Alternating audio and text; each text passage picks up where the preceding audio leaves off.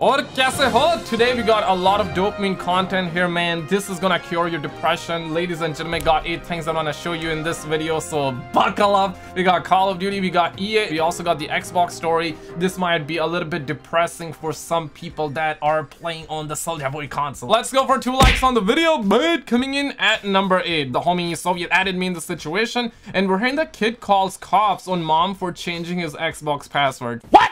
These are the stories I live for. It actually cures my depression on a daily basis. These motherfuckers got GTA cops as a background picture. I just cannot, okay? But this is actually real. So the official account of the Halton Popo out there says that never thought we would have to say this, but here we are. Mom changing her Xbox password is not the reason to call. And bruh, the sauce is absolutely real. So this man says that, and I want you to like sit down if you're standing up, because this man is a big guy on the campus. You should arrest the boy. 80 hours of community service to pay respect to parents and misuses of emergency services. All I can say here is that this man kids are definitely gonna grow up to be respectful man, because this guy is gonna keep them in check. Also, gamer, I'm tired of answering the question and seeing assumptions. Twitch streamer Pokemon takes to social media to address her relationship status. Bruh, like, okay, give him all. Speaking of EA, brother, like, EA is investigating claims that an employee was selling rare FIFA 21 Ultimate Team cards for real money in a scandal being referred to as EA Gate. And John Boy added me in the situation. Bunch of people were falling asleep, but this story is hilarious. And bro, first of all, if this is gonna offend 2 people, because majority of you are stud muffins, you are Chad masters, you make best decision, and you know, you already made the best decision to subscribe. If you haven't, hit that subscribe button. I'll keep you in the loops, okay? But really, man, people who pay thousands and thousands of dollars on microtransactions, bro, what are you getting, right? Like, I understand if you're a kid right now, then you're not gonna be understanding the concept here, but one thing that I can tell you here is that, and I'm gonna sound like a big guy on campus, and I really am not trying to sound like a big guy on the campus. This is just your friendly neighborhood. Seriously, when the stock market goes down, invest in that. Invest in that, and 5 years later, 10 years later, when you're gonna look back, your money would have grown like a mother effer. Your future self is gonna thank you, and you're gonna get massive kicks of dopamine. Not like, hey, getting a kick of dopamine once by purchasing and then falling short. And this is what we're hearing. Thanks to all our Twitter detectives, they are putting in massive work. Now, I don't want to see a day where you do not appreciate them, okay? We gotta appreciate them big, okay? Now, allegedly, EA employees are selling those FIFA Ultimate cards, and this guy says, yo, people are paying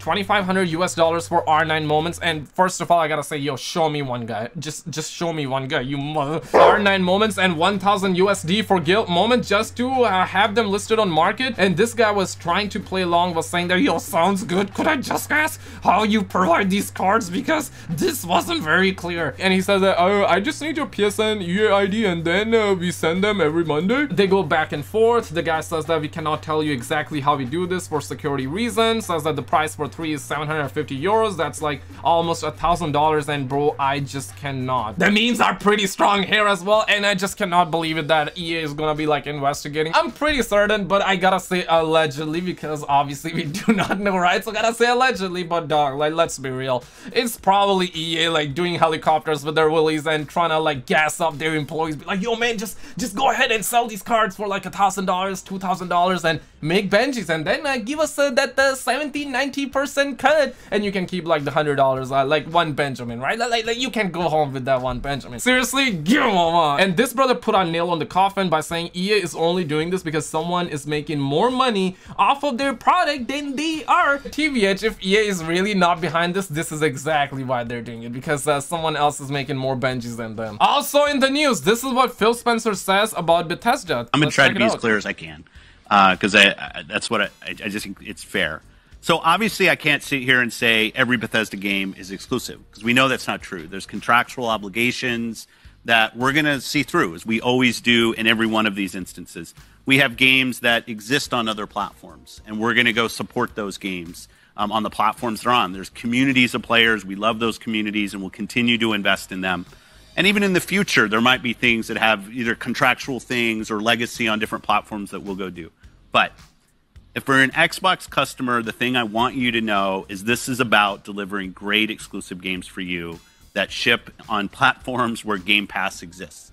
And that's our goal. That's why we're doing this. That's the root of this partnership that we're building, and the creative capability we will be able to bring to market for our Xbox customers. It is going to be the best it's ever been for Xbox after we're done here. games like Deathloop are still gonna be coming to the Sony Pony consoles, but if you're somebody that was like, hey man, like they're probably gonna put out Elder Scrolls 6 on that PS5, the chances are we're not gonna get it. And understand this, I play on the PC Master Race sometimes, but majority of the times I play on the Sony Pony consoles, looking to get that Soulja Boy console. And bro, I said this before, I'll say it again, the fact that Daddy Phil Spencer paid them $7.5 billion, they're not gonna be like paying them and then be like, yeah man, let's give the games to the Sony Pony platform. This is not how it works, okay? Like $7.5 billion, you cannot grow that money on trees, okay? Like these are facts, no printer, and we got Twitter experts all around. The guy says that thanks Phil for taking away games from Sony and Nintendo gamers. The first mistake was buying Bethesda, that was the goal, and he's actually talking about delivering great exclusive games. That's what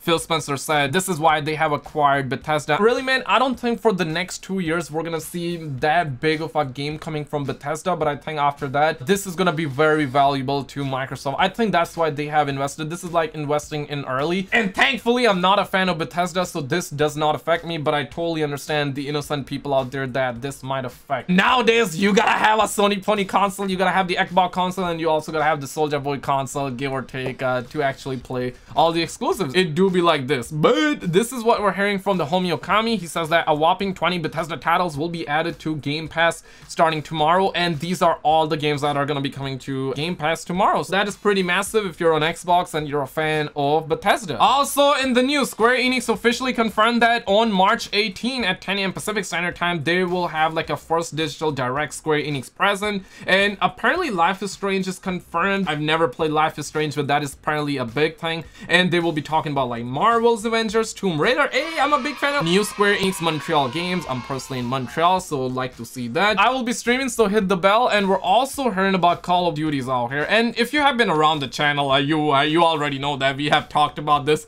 a million times already because we had leaks, but now things are moving. It's getting official. We all saw this coming, right? This is coming straight from Call of Duty. Charlie Intel posted that short emergency broadcast from Raven following up from that new Call of Duty blog post. Basically, zombies are overtaking Warzone, and this is what we heard previously, and this is the new danger areas. It started from Shipwreck, and now it's gonna be at the Gulag as well. Call of Duty says that this is only 5%. I think they're really gonna stretch this out till April, and according to VGC, we're gonna be getting a new map in April where, quote unquote, this is what leaks are saying. It can still be wrong, but we have been hearing about them for a year at this point, and by the looks, it's coming true, right? Like, we're gonna nuke the map once zombies have overtaken Warzone, and once we nuke it, we're gonna have a new map. It's definitely a little bit exciting. March 11th it began, then we're gonna have the nuke, and bam, we get the URL. But check out this video on the screen, subscribe with notifications so I can interrupt you every time you're about to score on your crush. Subscribe.